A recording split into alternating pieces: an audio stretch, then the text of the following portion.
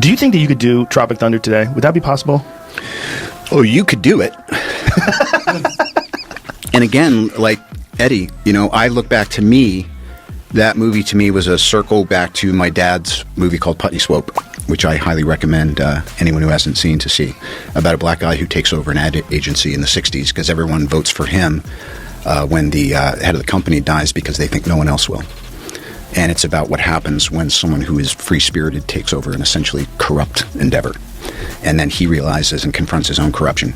But I remember I was probably 2 or 3 when that was being shot and when it came out, and it was so a part of my upbringing, and I just remembered some of the folks that were around my dad at that time. And so when Ben called and said, hey, I'm doing this thing, and I think maybe Sean Penn had passed on it or something like that, possibly wisely. And I thought, yeah, I'll do that, and I'll do that after Iron Man. And then I started thinking, this is a terrible idea. Wait a minute. And then I thought, well, hold on, dude, get real here. Where is your heart? And my heart is, I get to be black for a summer in my mind. So there's something in it for me.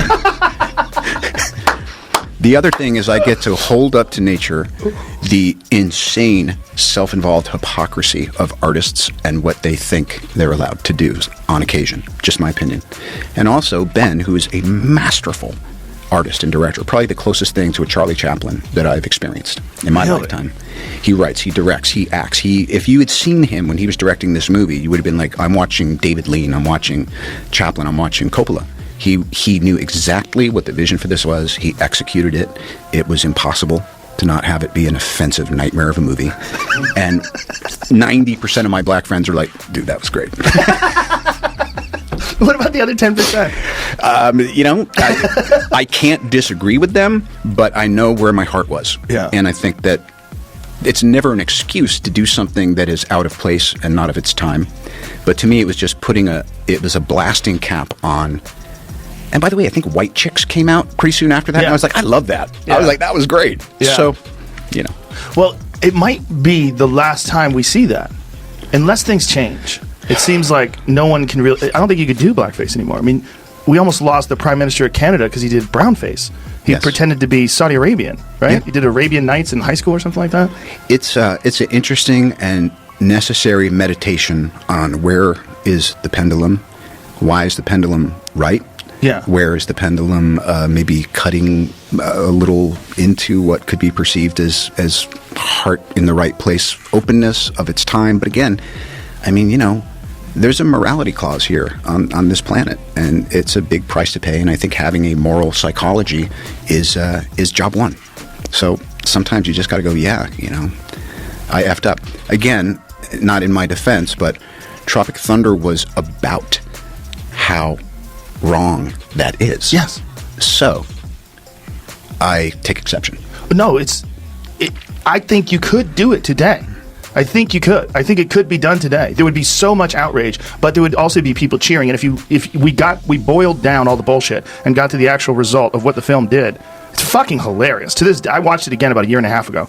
It's a great movie. It's a great, fun movie. Yep. I mean, it's ridiculous, over the top, hilarious.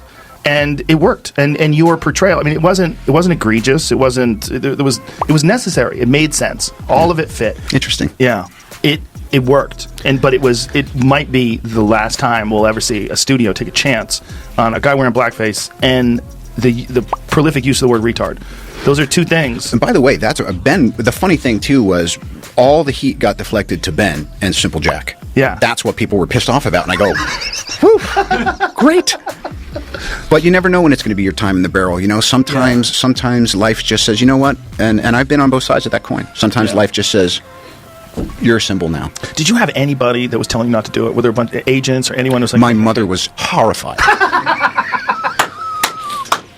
Really? Bobby, I am telling you, I have a bad feeling about this. I was like, yeah, me too, Mom. But anyway, how are we? First day on set when they put the makeup on you, how hard are you sweating? There's been a couple times. I was all the night before, and we were in Kauai, and I was like, well, here we go. And I was just running. I think I had 6 lines that day. But I knew that there was going to be choppers, there was going to be squib fire, there was going to be choreography, there was going to be, it was going to be cacophonous. And the only thing that mattered to me, again, what's my action? My action as an actor in this movie is to know what I'm doing, even if what I'm doing is insane. So I ran those 6 or 8 lines I had 1,000 times, lying in bed over and over and over and over and over and over and over and over again. So the next day, I was free to enjoy myself and not be struggling to wonder what it was I was supposed to be doing. And then that's what it is. It was just, it was one little mosaic after the next. And by the end of it, I had some pride that I had made it through. Forget that it was, blackface. It was special effects makeup day after day after day after day after day after day after day, except for the off times when I would have my bleached hair and blue contacts in my eyes, or, other characters. And it was just it was a piece of work I was doing. And I cared about doing this professionally and as honestly as I could. So when you memorize lines, that's an interesting thing that you said, that you were free to do it. Like, when you memorize lines, is there ever a part, like when you're acting, where you have to think, like, okay, what am I supposed to say next? And how much does that get in the way?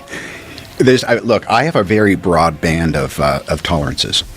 I don't care if the people I'm with happen to not know what they're doing or don't know their lines or stepping on my lines or whatever, or want to change their lines and my lines. And it's always a different thing. It's like reading the room. It's like, if I was a fighter, you go in the octagon and they go, you ready? And you go, and then you just do it.